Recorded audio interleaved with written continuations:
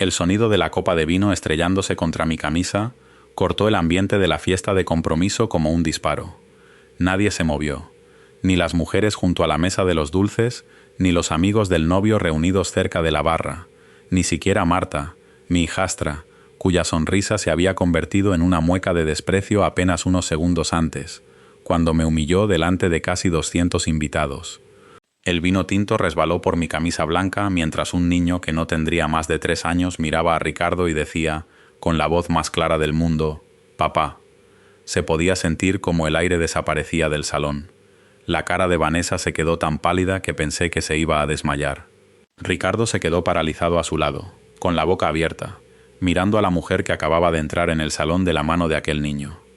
La reconocí enseguida. Todos la reconocieron. Mónica Salas, la periodista de investigación de Telemadrid. En el sur de Madrid era casi una celebridad, afilada como una navaja, el tipo de mujer a la que ningún concejal quería recibir una llamada. Y allí estaba, en la puerta del salón, tranquila como una mañana de domingo, mientras mi antiguo mejor amigo parecía que se le hubiera escapado el alma del cuerpo. Lo curioso es que, 3 años antes, había sido yo el que estuvo así de humillado, mientras Ricardo sonreía. Entonces jamás imaginé que la vida daría un giro semejante. Me llamo Daniel Ortiz, tengo 62 años, soy profesor jubilado de instituto público y llevo toda la vida en Getafe. Durante 34 años enseñé historia a chavales de cuarto de la ESO que en su mayoría no tenían ningún interés en estar allí. Entrené un tiempo al equipo juvenil de fútbol del instituto, pagué mis impuestos, cuidé de mi familia y llevé una vida bastante corriente. Y sinceramente, lo corriente siempre me sentó bien. Mi primera mujer, Susana, murió de cáncer de ovario a los 53 años. Fue 9 años antes de todo esto. Perderla me dejó vacío por dentro. Cualquiera que haya enterrado a alguien con quien compartió la mayor parte de su vida adulta sabe exactamente a qué me refiero. La casa se queda demasiado silenciosa después. Hasta el zumbido de la nevera suena solitario. Durante años pensé que esa parte de mi vida había terminado. Entonces conocí a Vanessa. Fue en un desayuno benéfico de churros y chocolate que organizaba la parroquia para recoger donativos para un programa de vivienda social. Ella ayudaba con la organización. Pelo rubio, sonrisa luminosa, esa manera de ser amable que te hace sentir visto. Se reía de mis chistes malos. Me preguntaba por mis años de profesor como si de verdad le importaran las respuestas. Recuerdo conducir a casa aquella tarde sintiéndome culpable por volver a sonreír. Mi hija Clara fue la primera en darse cuenta. ¿Te gusta?, me preguntó una noche durante la cena. Apenas la conozco. «Te planchaste la camisa antes de ir a la parroquia», respondió Clara. «Por eso lo sé. Quizá debí ver las señales antes». Quizá los hombres mayores, como yo, a veces confundimos la atención con el amor porque hemos olvidado lo que se siente al ser deseados. Aún así, durante un tiempo, Vanessa me hizo sentir vivo otra vez. Tenía 51 años, trabajaba en el sector inmobiliario, era enérgica y sociable de una manera que yo nunca había sido. Le gustaban las bodegas, las escapadas de fin de semana y los restaurantes caros que normalmente me parecían un despropósito. Pero lo intenté. Dios sabe que lo intenté. Vanessa tenía una hija de una relación anterior, Marta, que por entonces tenía 17 años. Al principio era reservada conmigo, casi hostil, pero con el tiempo empezó a abrirse. Yo la ayudaba con los deberes de historia, la llevaba al instituto cuando Vanessa tenía visitas de pisos, y poco a poco fuimos construyendo algo parecido a una relación de padre e hija. Nunca intenté ocupar el lugar de su padre biológico, pero llegué a quererla como si fuera mía. Empecé a llamarla, sin decírselo a nadie, mi hijastra, aunque legalmente aún no lo fuera. Y en todo eso, Ricardo estuvo siempre a mi lado. Ricardo Lozano había sido mi mejor amigo desde el instituto. Jugábamos al fútbol juntos, íbamos de pesca al embalse de San Juan, estuvimos el uno junto al otro en nuestras respectivas bodas. Cuando Susana murió, Ricardo se sentó conmigo en la terraza de mi casa 3 noches seguidas, solo para que no me quedara solo bebiendo hasta perder el sentido. Ese tipo de historia construye una confianza más profunda que la de muchas familias. Un año antes de mi boda con Vanessa, Ricardo me convenció de invertir con él en un proyecto de apartamentos turísticos junto al embalse de San Juan. Decía que podíamos reformar y revender cabañas para sacar un ingreso extra de cara a la jubilación. Yo nunca fui de los que arriesgan, pero Ricardo tenía experiencia en construcción y confiaba en él por completo. Ese fue mi primer error. El segundo error fue creer que el amor garantiza la lealtad. La noche antes de mi boda estaba decorando el salón parroquial de la iglesia, doblando programas, colocando centros de mesa, esas pequeñas tareas cotidianas que uno hace cuando cree que mañana será uno de los días más felices de su vida. Vanessa había dejado de contestar al móvil desde la hora de la cena. Al principio pensé que estaba nerviosa. Las bodas ponen a la gente sensible. Pero hacia las 9 de la noche empecé a sentir algo pesado en el pecho. Conduje hasta su piso. Todavía recuerdo el zumbido de las farolas del aparcamiento cuando subí hasta su puerta. El silencio se sentía extraño desde el primer momento. Sin televisión, sin música. Dentro, la mitad del armario estaba vacía. Sobre la encimera de la cocina había una nota doblada. Daniel, no puedo seguir adelante con esto. Me voy con Ricardo. Por favor, no hagas esto más difícil de lo que ya es. Lo siento, Vanessa. Debí de leer esas 4 frases 50 veces, de pie en su cocina. El cerebro se niega a aceptar cosas así al principio. Busca explicaciones alternativas. Una broma, un malentendido, algún error extraño. Después la realidad se asienta, lenta y fría. Llamé a Ricardo 23 veces esa noche. Buzón de voz directo, cada una de las veces. A la mañana siguiente, Clara llegó a mi casa antes del amanecer porque ya lo sabía. Alguien había visto a Ricardo cargando maletas en su furgoneta la noche anterior. Abrí la puerta, todavía con la ropa del día anterior. Clara me miró la cara y se echó a llorar en el acto. «Ay, papá». No lloré enseguida. Eso vino después. Primero llegó la humillación, cancelar la parroquia, llamar a los familiares, explicar a los invitados por qué al final no habría boda. Gente esforzándose demasiado por sonar comprensiva, mientras se moría de ganas de conocer los detalles. Los pueblos pequeños, y hasta los barrios de Getafe, sobreviven a base de cotilleo, igual que los coches sobreviven a base de gasolina. Después llegó el golpe económico. 3 días más tarde supe que Ricardo había vaciado la cuenta de inversión conjunta ligada al negocio de los apartamentos junto al embalse. 150.000 euros. La mayor parte de mis ahorros para la jubilación, más allá de mi pensión de docente. Desaparecidos, sin más. Mi abogado me dijo que recuperarlo podía llevar años, sobre todo porque Ricardo había estructurado parte del negocio de forma lo bastante legal como para enturbiarlo todo. Clara quería que denunciara de inmediato. No puedes dejar que se salga con la suya. Pero yo apenas tenía fuerzas para levantarme de la cama la mayoría de las mañanas.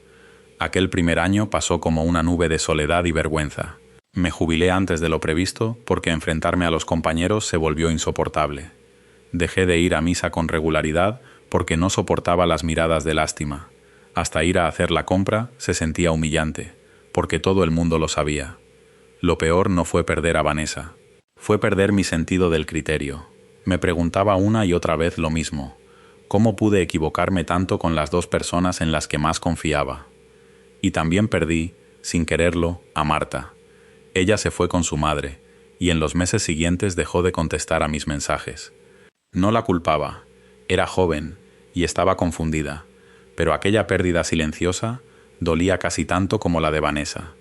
Durante mucho tiempo creí de verdad que su traición decía algo de mí, que quizá era demasiado aburrido, demasiado anticuado, demasiado prudente. Exactamente las cosas de las que Vanessa se burlaría después, aquella noche en el salón del hotel. Pero la vida tiene maneras extrañas de arrastrar las verdades ocultas hacia la luz. Y 3 años después de la peor noche de mi vida, las puertas de aquel salón se abrieron, y todo empezó por fin a cambiar. No dormí demasiado después de que llegara por correo la invitación a la fiesta de compromiso de Marta. Se quedó sobre la encimera de mi cocina casi 2 semanas antes de que finalmente la abriera. Sobre blanco, letras doradas. Marta y Adrián os invitan a celebrar su compromiso, en un salón del Hotel Emperador, en pleno centro de Madrid. La mayoría de la gente probablemente la habría tirado directamente a la basura. Yo casi lo hice, pero garabateada al pie, con tinta azul, Había una nota escrita a mano de un viejo amigo, Óscar Jiménez. Me han dicho que Marta pidió expresamente que te invitaran. Pensé que debías saberlo. Esa frase se me metió bajo la piel. Durante 3 años había trabajado duro para reconstruir alguna versión de mí mismo. No el hombre que era antes de la traición. Ese hombre ya no existía, pero al menos alguien lo bastante firme como para seguir adelante. Algunos días lo llevaba mejor que otros. El primer año después de que Vanessa se fuera fue sobre todo oscuridad. Dejé de afeitarme con regularidad. Comía platos precocinados de pie junto al fregadero. Veía reposiciones de madrugada hasta las 2 porque el silencio se sentía peligroso de alguna manera. Se llega a cierta edad y la gente asume que el desamor te afecta menos. Como si a los mayores nos tocara ser inmunes a la humillación porque ya hemos visto cosas peores. La verdad es que la traición corta más hondo cuando eres mayor. A los 60 ya no esperas que tu vida vuelva a explotar. Crees que ya has sobrevivido a los capítulos duros. Clara se preocupaba constantemente por mí en esa época. Mi hija vivía a unos 20 minutos, en Pozuelo de Alcorcón, con su marido y sus 2 hijos. Cada domingo me traía guisos que apenas tocaba. Una tarde me encontró sentado en el garaje, mirando a la nada. No puedes seguir enterrado en esto para siempre, papá. Lo intento. No, me dijo con suavidad. Te estás escondiendo. Quizá tenía razón. Lo curioso es que la persona que finalmente me devolvió al mundo no fue de mi familia. Fue Elena Herrera. Conocí a Elena en la biblioteca pública de Getafe, unos 14 meses después del desastre de la boda. Clara prácticamente me había obligado a apuntarme como voluntario en un programa de alfabetización para adultos mayores, porque decía que necesitaba trato humano que no implicara la televisión. Casi falté el primer día. Entonces Elena se sentó a mi lado durante la orientación, con una Rebeca verde y unas gafas de lectura colgando de una cadenita plateada. «¿Pareces tan emocionado como yo?», me susurró. Aquello me hizo reír por primera vez en semanas. Elena había pasado años trabajando como administradora de un hospital en Barcelona antes de volver a Madrid tras la muerte de su marido por un ictus. Había algo tranquilizador en ella. Nunca insistía en sacarme detalles personales. Nunca me trató como a alguien roto. Con el tiempo, nuestra amistad se convirtió en la parte más estable de mi vida. Los cafés, después de las sesiones de tutoría, se convirtieron en comidas. Las comidas se convirtieron en paseos por el parque de Polvoranca. A veces nos sentábamos en un banco, viendo a los patos junto al agua, mientras hablábamos de cosas normales. Películas antiguas, nietos, el reuma, la subida de los precios en el supermercado, conversaciones sencillas, del tipo que te recuerdan en silencio que la vida sigue existiendo más allá del dolor. Una tarde fría de octubre, casi 3 años después de que Vanessa se fuera, por fin le conté a Elena toda la historia. Ella escuchó sin interrumpirme ni una sola vez. Cuando terminé, removió su café despacio y preguntó: «¿Qué duele más, el hecho de que te traicionaran o el hecho de que todavía no entiendas por qué?». Esa pregunta se me quedó dentro porque tenía razón. El dinero importaba, claro. Perder mis ahorros dolía muchísimo, pero más hondo que eso estaba la confusión. Ricardo había sido como un hermano para mí durante más de 40 años. ¿Cómo comparte alguien décadas de amistad contigo, mientras en secreto envidia tu vida lo suficiente como para destruirla? Y encima estaba Marta, a quien había perdido casi sin darme cuenta. Por eso la invitación a la fiesta de compromiso me inquietó tanto. Una parte de mí quería enfrentarme a ellos. Otra parte quería evitarlos para siempre. «Creo que deberías ir», dijo Elena cuando finalmente le enseñé la invitación. «¿En serio?». «Sí». «¿Por qué?». «Porque esconderte de la gente que te hizo daño les da la propiedad permanente de la sala». Aquello sonaba más sabio que todo lo que yo mismo me había estado diciendo. Así que al final acepté. La fiesta se celebró un sábado caluroso de finales de agosto. El centro de Madrid bullía de tráfico de verano mientras aparcaba en el garaje del hotel, con una chaqueta azul marino que Clara insistía en que me hacía parecer distinguido. Me sentía tan distinguido como un adolescente nervioso. Dentro del salón, los invitados se agrupaban en corrillos alrededor de mesas altas bajo una luz dorada y suave. Sonaba de fondo una lista de música de los años 70, algo de Los Bravos, aunque enseguida se volvió lejano, casi irreal. Por todas partes reconocía caras de amigos de la familia, algunos vecinos de siempre, compañeros de trabajo de Vanessa. Todos me saludaron con una educación cuidadosa, del tipo que se usa con alguien de quien se sabe que sufrió una humillación pública. Entonces, cerca de la mesa de los canapés, apareció Marta. Llevaba un vestido azul y el pelo recogido, y por un instante, viéndola tan mayor, tan parecida a la joven que yo había ayudado con sus deberes de historia, sentí que se me encogía el pecho de esperanza. Me acerqué despacio. «Marta», dije, «estás preciosa. Me alegro muchísimo de que me invitaras». Ella me miró un segundo, con algo parecido a la duda, pero enseguida su expresión se endureció, como si alguien le hubiera susurrado un guión al oído. Detrás de ella, a pocos metros, vi a Vanessa observándonos con los labios apretados. «Decidiste venir, al final», dijo Marta, con una voz que no reconocí, «después de todo lo que le hiciste pasar a mi madre. Marta, yo nunca...». Arruinaste su vida, me cortó, con los ojos ya llenos de lágrimas de rabia. Y ahora vienes aquí, a mi fiesta, como si nada. Antes de que pudiera responder, levantó la copa de vino que tenía en la mano y me la lanzó directamente al pecho. El vino tinto empapó mi camisa blanca en un instante. El murmullo de las conversaciones cercanas se apagó de golpe. Marta se dio la vuelta y se marchó hacia el otro extremo del salón, temblando, mientras varios invitados me miraban sin saber qué hacer. Me quedé allí de pie, con la camisa empapada, sintiendo 62 años de golpe. Una camarera se acercó con unas servilletas, disculpándose en nombre del hotel como si aquello fuera culpa suya. Le di las gracias en voz baja y me limpié lo que pude. No me fui. Una parte de mí quería salir corriendo de ese salón y no volver jamás. Otra parte, más cerca, decidió quedarse. Durante la hora siguiente, Ricardo y Vanessa se aseguraron de que todo el mundo los viera circular por la sala, riendo fuerte, invitando a copas, contando historias exageradas sobre inversiones y apartamentos junto al embalse. Ricardo tocaba a Vanessa constantemente, casi con posesión, como si necesitara demostrar en público que ella seguía siendo suya. Sobre las 10 de la noche, yo estaba junto a la mesa del café cuando Vanessa se acercó con una copa de vino blanco. Ricardo la seguía de cerca. «Vaya», dijo Vanessa en voz alta, «mira quién por fin decidió reincorporarse a la sociedad». Las conversaciones cercanas se apagaron casi al instante. Mantuve la voz tranquila. «Buenas noches, Vanessa». Ella sonrió con desdén. «¿Sabes?», dijo, mirando hacia la gente, «dejarte fue la mejor decisión que tomé en mi vida». Un par de personas cerca se removieron incómodas. Ricardo soltó una risita a su lado. «Vamos, Daniel», añadió, «vosotros dos nunca encajasteis». Vanessa necesitaba a alguien con un poco más de ambición. Ahí estaba, 3 años de humillación comprimidos en un instante. La versión más joven de mí quizá habría estallado, quizá habría gritado, tal vez incluso le habría dado un puñetazo. Pero la edad cambia la rabia, se vuelve más pesada, más triste. Así que simplemente los miré a los dos y dije en voz baja, «Espero que haya merecido la pena». Vanessa puso los ojos en blanco.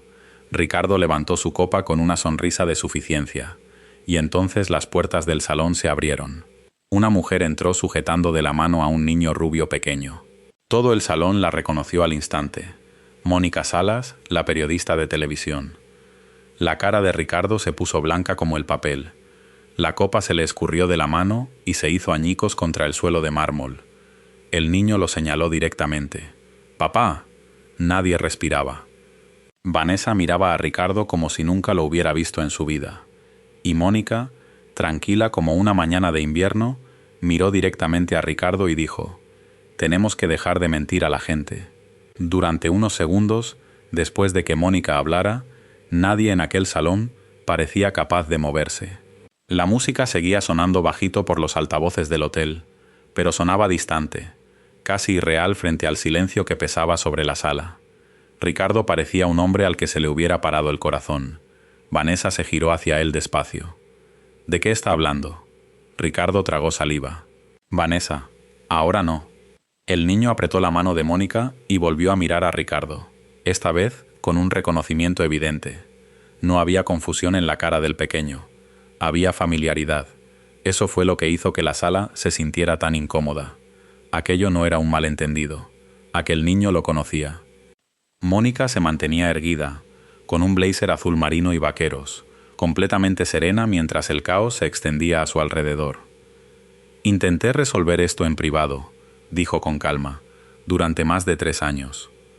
Ricardo se acercó, bajando la voz con dureza. Mónica, para. Pero ella no paró. Dile la verdad, Ricardo. La expresión de Vanessa se quebró entonces, no de forma dramática sino en silencio, como el cristal cuando se agrieta por dentro bajo presión. El salón se había convertido en un teatro. Ya nadie fingía lo contrario. Debo confesar algo honesto aquí. En ese momento, una parte de mí disfrutó viendo a Ricardo retorcerse. Después de 3 años de humillación, soledad y cotilleos susurrados, verlo asustado me resultó extrañamente satisfactorio. No estoy orgulloso de ese sentimiento, pero es la verdad. La venganza no siempre llega a gritos y con fuegos artificiales. A veces, entra tranquilamente por la puerta de un salón de hotel, de la mano de un niño. Vanessa miró todas las caras clavadas en ellos antes de volver a fijarse en Mónica. Necesito que me expliques exactamente qué está pasando. Mónica asintió una vez. Ricardo y yo tuvimos una relación durante varios años. Vanessa parpadeó rápidamente. ¿Qué? Empezó antes de que dejara a Daniel plantado en el altar. Se podía oír a la gente contener la respiración. Ricardo se pasó ambas manos por la cara. Mónica, ya basta. No, respondió ella. Basta hace 3 años. El niño se apoyó contra su pierna mientras ella seguía hablando con esa voz firme de reportera. Tenemos un hijo juntos. Se llama Hugo. Vanessa parecía físicamente enferma. Me dijiste que era una mujer inestable, obsesionada contigo después de una entrevista. Ricardo no dijo nada. Eso fue lo que dijiste, repitió Vanessa, más alto. Silencio otra vez. Alguien cerca de la barra murmuró, «Madre mía». La expresión de Mónica se suavizó brevemente cuando bajó la vista hacia Hugo. «No he venido a montar un escándalo», dijo. «Pero Ricardo lleva años evitando su responsabilidad, tanto económica como personal». Al oír la palabra económica, noté que varias personas cruzaban miradas. Entonces Mónica dijo algo que me hizo un nudo en el estómago. «Y Daniel también merece saber la verdad». De pronto la sala dejó de resultar entretenida. Se sintió peligrosa. Ricardo giró la cabeza hacia ella de golpe. «No». Mónica lo ignoró. «El dinero que Ricardo te robó no se gastó solo en Vanessa». Un frío pesado se instaló en mi pecho. Mónica continuó, con cuidado, casi de forma profesional. Ricardo tenía deudas importantes, tarjetas de crédito, préstamos personales, pérdidas en el negocio. Usaba el dinero de varias personas para cubrir otras obligaciones. Miré a Ricardo. No podía ni sostenerme la mirada. Las inversiones de los apartamentos junto al embalse, siguió Mónica. La mayoría de esos negocios ya estaban fracasando antes de que te quitara tus ahorros de la jubilación. Se me secó la boca. Durante años me había imaginado a Ricardo y Vanessa huyendo juntos con mis ahorros, viviendo una vida glamurosa, mientras yo me quedaba solo en mi casa silenciosa, preguntándome qué había hecho mal. Ahora la historia cambiaba de forma por completo. También le debía años de manutención a Hugo, añadió Mónica en voz baja. Vanessa retrocedió como si le hubieran dado una bofetada. Me dijiste que la inversión de Daniel financiaba el negocio del embalse. Ricardo finalmente estalló. Porque se suponía que iba a hacerlo, gritó. Todo se derrumbó a la vez. El salón estalló en voces superpuestas. La gente cuchicheaba abiertamente. Algunos se dirigían hacia la salida, mientras otros se quedaban clavados en su sitio, incapaces de apartar la mirada. Vanessa agarró a Ricardo del brazo. «¿Cuánto tiempo?», exigió saber. Ricardo se soltó. «No importa». «¿Cuánto tiempo?». Parecía agotado, de repente más viejo. «¿Antes de la boda de Daniel?». Vanessa se rió entonces, pero no había humor en aquella risa. Solo incredulidad. «Me engañabas mientras engañábamos juntos a Daniel». Nadie respondió. Esa frase quedó flotando en el aire con una ironía brutal. Debería haberme sentido triunfante viéndolos destruirse mutuamente en público. En cambio, Sobre todo me sentía cansado. En medio de aquel caos, alguien del hotel, un joven con traje y una placa en la solapa, se abrió paso entre la gente y se acercó al micrófono que había quedado junto a la mesa de los discursos. Consultó su reloj, nervioso, y carraspeó. «Disculpen la interrupción», dijo, tratando de sonar profesional pese al temblor en la voz, «pero me temo que debo comunicarles algo. El pago del alquiler de este salón, gestionado a través de la tarjeta corporativa del señor Lozano, ha sido rechazado esta misma noche, y según nos informa dirección, esa cuenta está actualmente bloqueada por una investigación en curso. Por política del hotel, no podemos continuar el servicio sin el pago confirmado. Lamentablemente, deberán desalojar el salón». Ya es medianoche. Un murmullo de incredulidad recorrió la sala. Alguien soltó una carcajada nerviosa. Vanessa se llevó ambas manos a la cara. Marta, que había estado observando todo desde una esquina, se acercó tambaleándose, con el maquillaje corrido, y miró a su madre y a Ricardo como si los viera por primera vez. Su fiesta de compromiso, la noche que se suponía que iba a recordar para siempre, se apagaba en mitad del escándalo y la vergüenza, con los camareros ya empezando a recoger las copas de las mesas. Mónica se giró hacia mí entonces, y por primera vez en toda la noche, su expresión serena se ablandó. «Señor Ortiz», dijo en voz baja, «lo siento mucho». No supe qué decir. Ella acompañó a Hugo hacia una silla cercana, mientras Ricardo se quedaba de pie, solo, junto a los cristales rotos de la copa esparcidos por el suelo. Vanessa lo miraba como si ya no reconociera al hombre que tenía delante. «Me mentiste en todo». Ricardo negó con la cabeza débilmente. «No en todo». «Dios mío», susurró ella. Sandra, una vecina de toda la vida de la familia, se acercó a mí con cuidado. «Daniel, no teníamos ni idea». Asentí levemente, pero, sinceramente, yo tampoco. Durante años creí que Vanessa se había ido porque yo no era suficiente de alguna manera.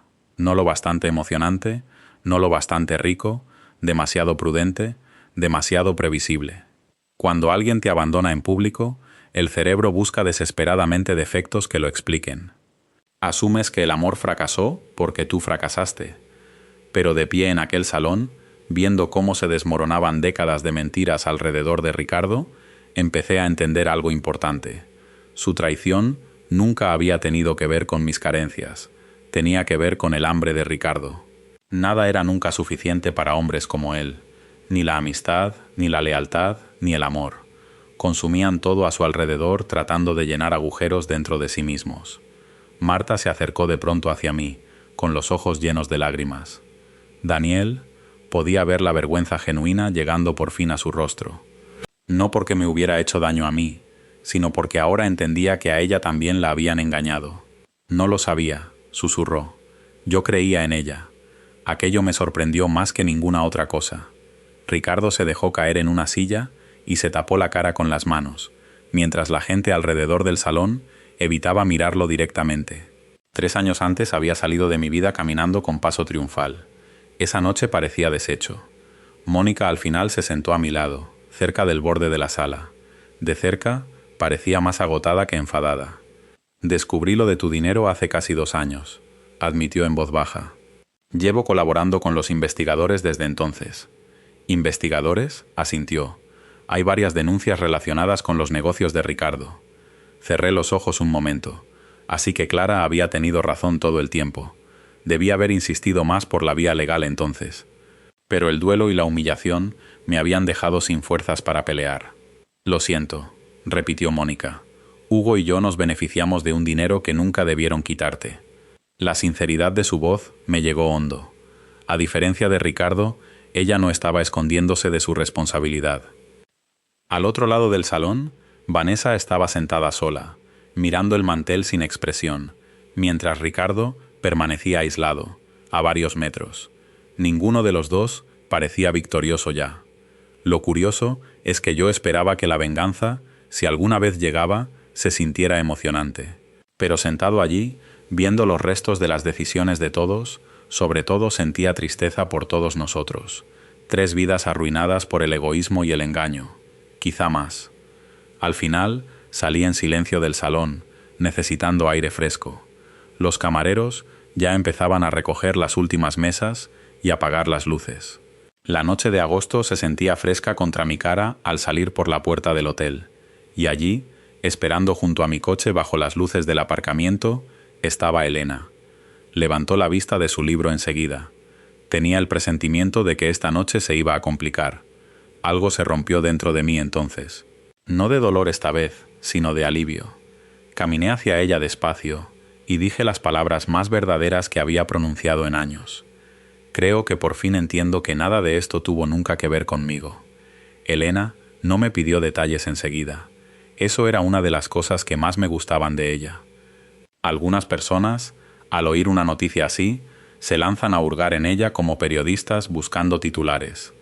Elena entendía que las verdades dolorosas a veces necesitan tiempo para asentarse antes de poder decirse en voz alta. Simplemente abrió la puerta del copiloto de su coche y dijo: «Vamos, conozco una cafetería que todavía sirve tarta a estas horas». Así que, hacia las 10:30 de la noche, mientras la mitad de los invitados a la fiesta seguían dentro de aquel hotel comentando en susurros el derrumbe de Ricardo, me senté frente a Elena en una cafetería tranquila de carretera, abierta toda la noche, a las afueras de Madrid, comiendo una tarta de manzana que apenas probé. Durante un rato solo escuchamos el tintineo de las tazas de café alrededor. Al final, ella preguntó con suavidad: «¿Te sientes mejor?». Lo pensé con cuidado. «Sí», admití, pero no de la manera que esperaba. Así suele funcionar la venganza en la vida real. Sonreí levemente ante eso, porque tenía razón otra vez. La televisión enseña que la venganza debe sentirse triunfante, ruidosa, victoriosa. Pero allí sentado, bajo las luces fluorescentes de la cafetería, a mis 62 años, sobre todo sentía un agotamiento emocional. La rabia que había vivido dentro de mí durante 3 años, de pronto parecía más pesada que satisfactoria. Le conté a Elena todo lo que Mónica había revelado: las deudas, las mentiras, el hijo escondido, las investigaciones económicas. Cuando terminé, Elena removió la crema en su café despacio. «¿Sabes lo que más me llama la atención?», preguntó. «¿Qué?». Ricardo pasó años persiguiendo la admiración de los demás, y ahora lo único que la gente siente por él es lástima. Aquello se me quedó dentro. Durante las semanas siguientes, las consecuencias de aquella fiesta se extendieron por todo el sur de Madrid más rápido de lo que esperaba. El cotilleo de barrio corre como la pólvora, sobre todo cuando el escándalo involucra a gente que todos creen conocer. Antiguos socios empezaron a contactar con abogados.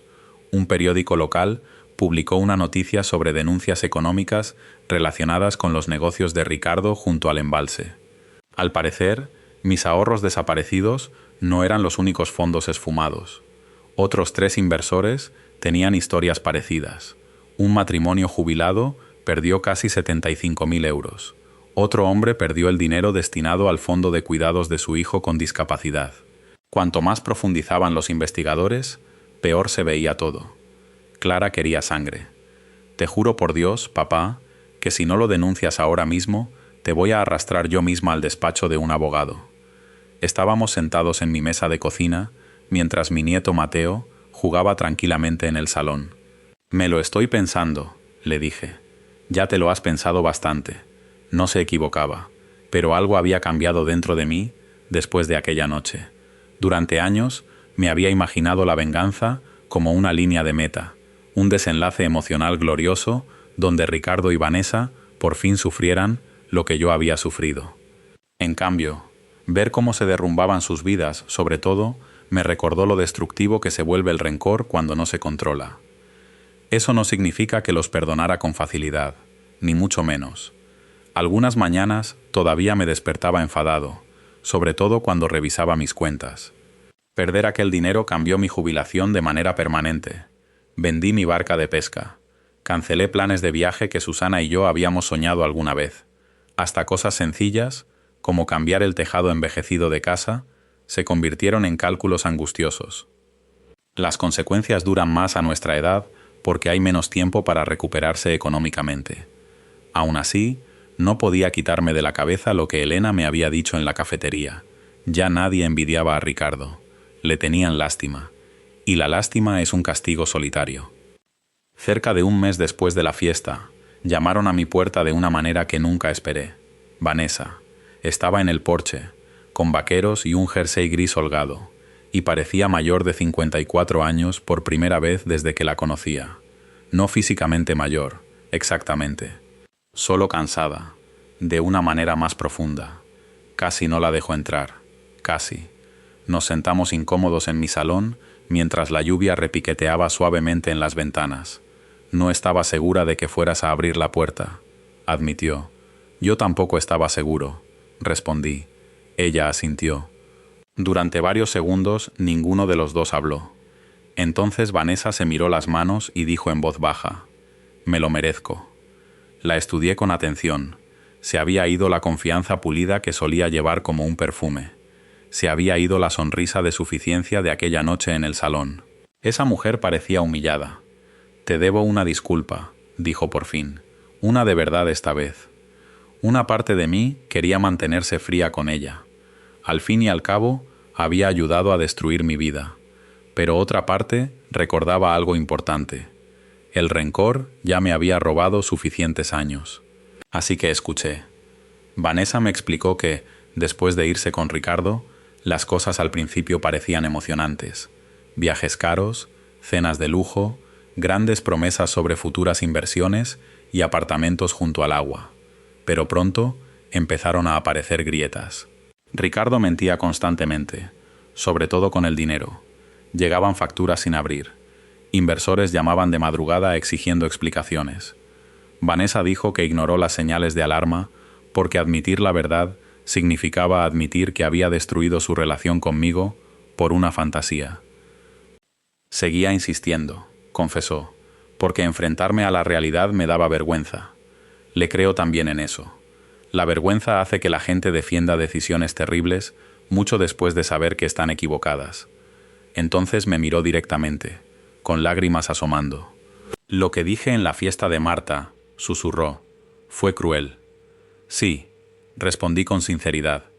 «Creo que quería convencerme a mí misma de que había tomado la decisión correcta». Me eché hacia atrás en silencio. Durante años me imaginé enfrentándome a Vanessa de forma dramática si alguna vez tenía la oportunidad. Me imaginaba rabia, reproches, palabras duras. En cambio, sentado allí, viendo a una mujer rota llorar en silencio en mi salón, sobre todo, sentía pena por los dos. «Me rompiste el corazón», le dije con calma, pero aferrarme al odio casi arruinó también el resto de mi vida. Vanessa lloró con más fuerza después de eso. No con estridencia, solo en silencio, como alguien por fin agotado de cargar con tantas mentiras. Unos días más tarde, Marta vino a verme sola, sin avisar. La encontré en el porche con los ojos hinchados y las manos temblando alrededor de una taza de café que se había llevado de algún sitio. «No sé si puedo pedirte que me perdones», empezó, apenas capaz de mirarme. «Te lancé una copa de vino delante de todo el mundo. Dije cosas horribles». Le hice un gesto para que se sentara. Ella dudó. Después se sentó en el borde de la silla, como si no se sintiera del todo bienvenida. «Durante 3 años, mamá me contó una versión de la historia», dijo, con la voz quebrada. «Que tú la habías hecho infeliz, que la culpa había sido tuya.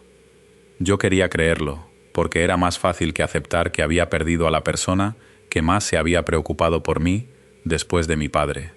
Se le llenaron los ojos de lágrimas otra vez.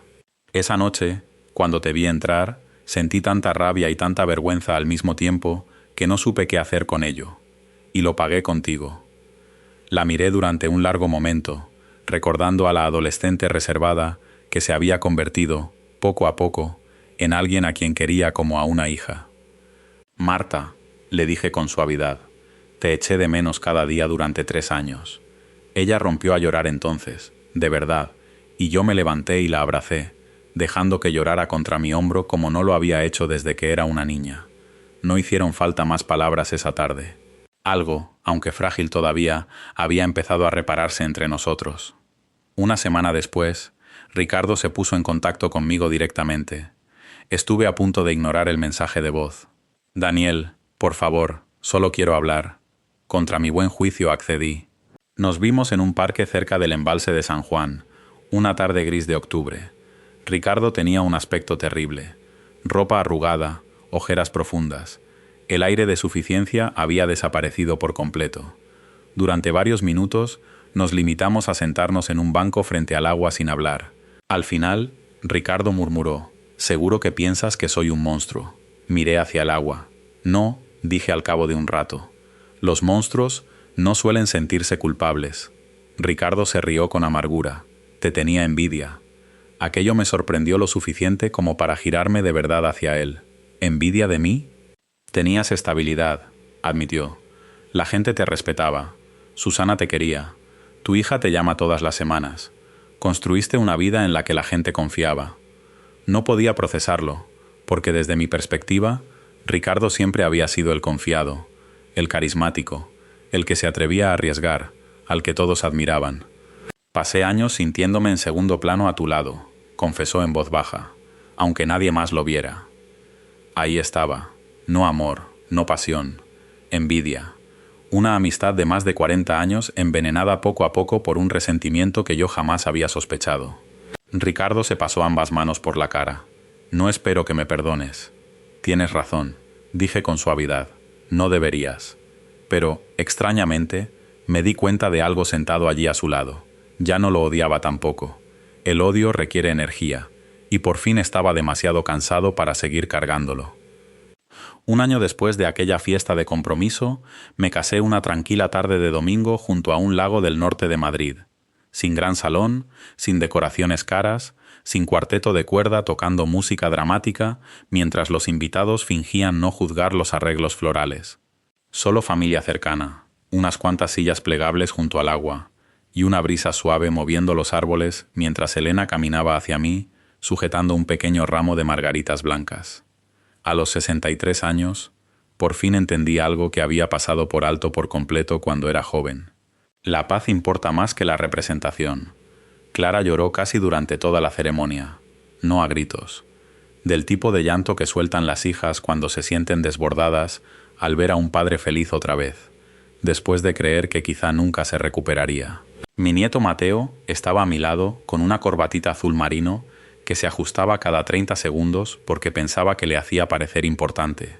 Y Marta estuvo allí también, sentada en primera fila, sonriendo con los ojos llenos de lágrimas, y al terminar la ceremonia me abrazó con fuerza y me susurró: «Me alegro tanto de que hayas encontrado esto, papá». Fue la primera vez que me llamó así. Después de todo lo que pasó con Vanessa y Ricardo, nunca esperé volver a confiar en el amor. Sinceramente, pensaba que la compañía era probablemente lo mejor a lo que la gente mayor podía aspirar tras suficiente desamor. Pero Elena me dio algo más estable que la emoción. Me dio calma. Hay una diferencia. No siempre se reconoce de joven, porque el caos puede sentirse romántico entonces. Pero a los 60, la calma se vuelve preciosa. Alguien que escucha, alguien que se queda, alguien que no te hace dudar de tu valor cada día. Eso es amor de verdad. Después de la boda, la vida se asentó en un ritmo que una vez temí perdido para siempre. Volví a dar clases a tiempo parcial en un centro de educación de personas adultas en Madrid, ayudando a mayores a sacarse el graduado escolar. Algunos de mis alumnos eran veteranos de talleres, otros abuelos que habían dejado el instituto décadas atrás para trabajar en fábricas o criar a sus hijos. Un señor llamado Manuel tenía 71 años y casi lloró el día que aprobó su examen de historia. «Me ayudaste a conseguirlo», me dijo. «Lo curioso es que volver a enseñar probablemente también me salvó a mí. El dolor se encoge cuando vuelves a serle útil a alguien». Mientras tanto, los problemas legales de Ricardo se fueron resolviendo poco a poco. Aceptó un acuerdo con la Fiscalía relacionado con delitos de fraude y mala gestión financiera vinculados a varias sociedades de inversión. Debido a su edad, su mal estado de salud y su colaboración con los investigadores, evitó la cárcel. Pero perdió casi todo lo demás. Los apartamentos junto al embalse se vendieron. La mayor parte de lo que le quedaba desapareció en indemnizaciones y devoluciones. La gente que antes se agolpaba a su alrededor en las fiestas dejó de llamarlo por completo. Lo último que supe es que vivía de alquiler en un pequeño dúplex a las afueras de Alcalá de Henares y hacía trabajos ocasionales de contabilidad para un taller mecánico. Vanessa se mudó a Barcelona tras hacerse públicas las investigaciones. Con el tiempo, nos intercambiamos alguna postal en Navidad, de manera educada. Nada emocional, solo la sencilla amabilidad entre dos personas que por fin entienden el daño que dejan las decisiones egoístas. Nunca me reconcilié con ella de forma romántica. Algunas puertas deben quedarse cerradas, pero el perdón se volvió más fácil en cuanto dejé de necesitar que el pasado fuera diferente. Puede sonar sencillo, pero me llevó años aprenderlo. Una tarde de octubre, Elena y